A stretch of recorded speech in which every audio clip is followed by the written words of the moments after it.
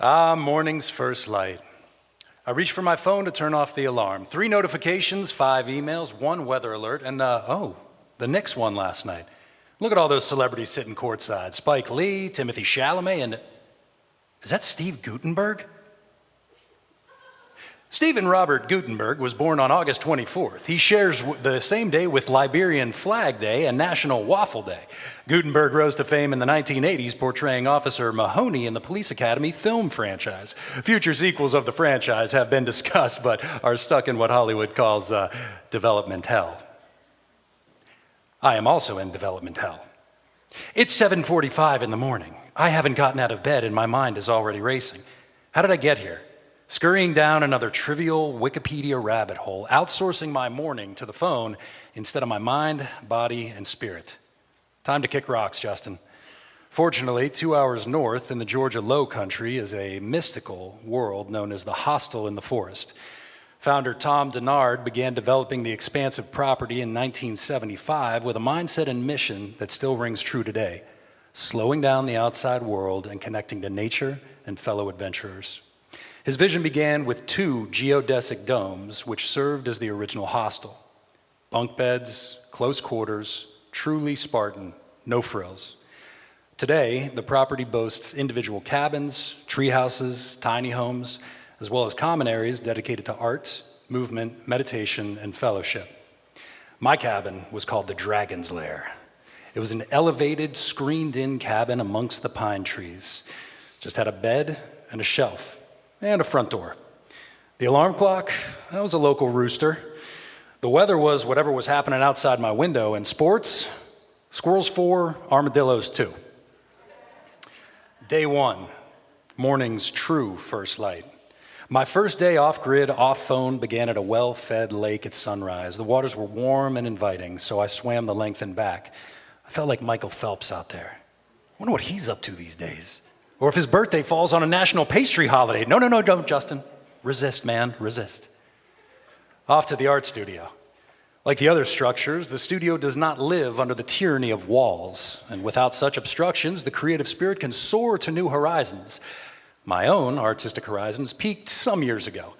In fact, the last time I sat in front of a set of watercolors was between social studies and lunch. But inspired I was, and while the MoMA won't be knocking down my door anytime soon, I do think that Bob Ross would approve of these happy little tree trunks. For the keen-eyed observer, you may notice that the top of the painting was torn and discarded. Those trees were less than happy. For the more cerebral, at the heart of the property is the labyrinth. Guests are encouraged to enter with a question, and ideally, once you reach the center, your question will have been answered. When was the last time that I unplugged for a stretch of days? You know, it wasn't that long ago where I reveled in pursuing where my curiosity directed me. The unknown was sought, not typed into Wikipedia. I bought my first smartphone around 2012. 14 years later, I'm not sure I'm any smarter. Back then, the average American screen time was 3 hours a day. In 2026, that number has doubled to between 6 and 7 hours a day. Now, if those numbers applied to me, that would be a grand total of 29,671 hours and counting. In his seminal work Outliers, Malcolm Gladwell argues that human beings need 10,000 hours of engagement to achieve mastery level. You want to learn Dutch? 10,000 hours. Carpentry? 10,000 hours. Bake sourdough bread? 10,000 hours. As I stand here tonight, hovering around 30,000 hours of screen time, I have achieved none of those. But perhaps in a parallel universe, somewhere in the Belgian countryside, a version of me just pulled a perfect sourdough loaf from the oven. He is fluent. He is rested. He built the rocking chair he sits in. And he is completely unbothered by the life and times of Steve Guttenberg. Well, that settles it. The labyrinth works. I head down the boardwalk to another structure known as the Phoenix. From the outside, this idyllic structure appears as though it might house a meditation studio, or at the very least, a gong. The seldom utilized spiral staircase, one of architecture's most whimsical creations, invites you to discover whatever mystery lies beyond its doors. That's right, it's a 2-story composting toilet, people. Who had that on their bingo card tonight, huh? Yes, one of the hostel's most luxurious items is a state-of-the-art waste management. It converts our natural materials into nutrient-rich compost that will eventually make its way to the solar-powered vegetable garden. There's a certain pride knowing I played a small role in those heirloom tomatoes. Feeling lighter, I make my way to the glass house. Here you'll find an assortment of yoga mats, aerial silks, hula hoops, blowing bubbles, and other hippie-related workout equipment.